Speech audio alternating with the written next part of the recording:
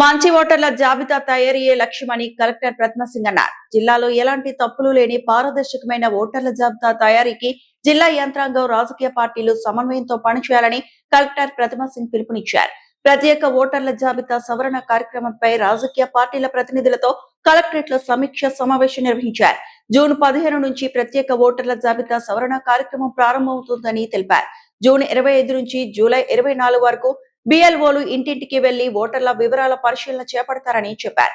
July 31న ముసాయిదా ఓటర్ల జాబితా విడుదల చేసి ఆగస్టు 30 వరకు అభ్యంతరాలు స్వీకరిస్తామని వెల్లడించారు. అక్టోబర్ 1న తుది ఓటర్ల జాబితా ప్రచురిస్తామని తెలిపారు.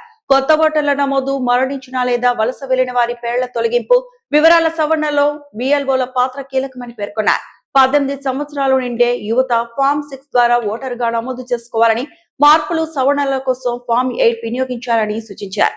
ప్రతి పోలింగ్ కేంద్రాల్లో గరిష్టంగా 1200 మంది ఓటర్లు మాత్రమే ఉండేలా చర్యలు తీసుకుంటామని, ఓటర్లు 2 కిలోమీటర్లకు మించి ప్రయాణించాల్సిన అవసరం లేకుండా సమీప ప్రాంతాల్లోనే పోలింగ్ కేంద్రాలు ఏర్పాటు చేయనున్నట్లు తెలిపారు.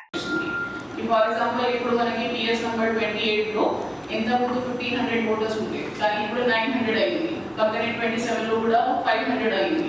సో ఒక రేషనలైజేషన్ ప్రపోజల్, ఇది షిఫ్ట్ చేయాలా, కలిపి పెట్టాలా, డిలీట్ చేయాలా, మూవ్ చేయాలి based on the number of voters మనకు ఈ విజిట్ లో దొరికినారు.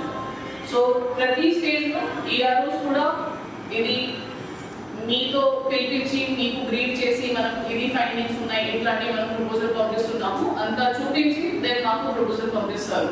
డిస్ట్రిక్ట్ లెవెల్, డిఓ లెవెల్ మనం కూడా ర్యాండమ్ గా 1-2 విజిట్ చేసి దెన్ సిఓ సార్ కి ప్రపోజల్ పంపించాల్సి ఉంటుంది. ఒకవేళ ఏదైనా ఇంటిలో లాక్ అయినా ఉంటే కింద నుంచి వెళ్ళిపోతారు. సెకండ్ విజిట్ కి వెళ్ళినప్పుడు కలెక్ట్ చేస్తారు.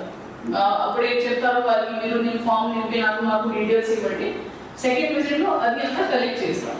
అప్పుడే కూడా ఏదైనా లేకుండే థర్డ్ విజిట్ లో మిగిలిన వాళ్ళకి కవర్ చేస్తారు.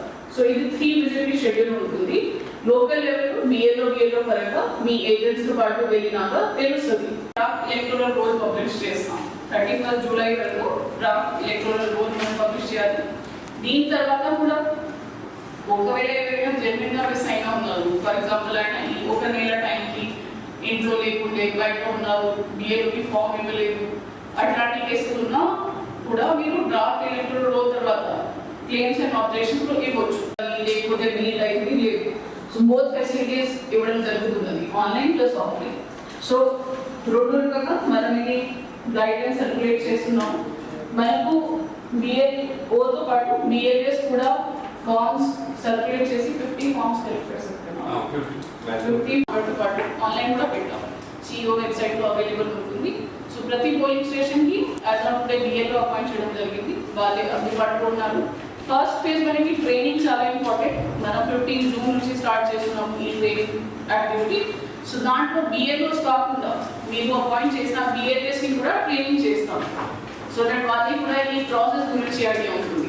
బికాస్ వేరే రాష్ట్రాల్లో చూసిన ఎక్స్పీరియన్స్ పరంగా డిలిషన్స్ ఎక్కువ ఉన్నాయి. ఇప్పుడున్న వాళ్ళకి చనిపోయినా ఉండొచ్చు, షిఫ్ట్ అయినా ఉండొచ్చు, రకరకాల కేసెస్ ఉన్నాయి. సో ఇలాగా మనకు కంప్లైంట్ రాకూడదు, మనకు అలిగేషన్స్ రాకూడదు. ఫీల్డ్ లెవెల్లో మొత్తం పారదర్శకంగా ఈ ప్రాసెస్ జరగాలి. మరిన్ని అప్డేట్స్ కోసం మా ఛానల్ని సబ్స్క్రైబ్ చేయండి.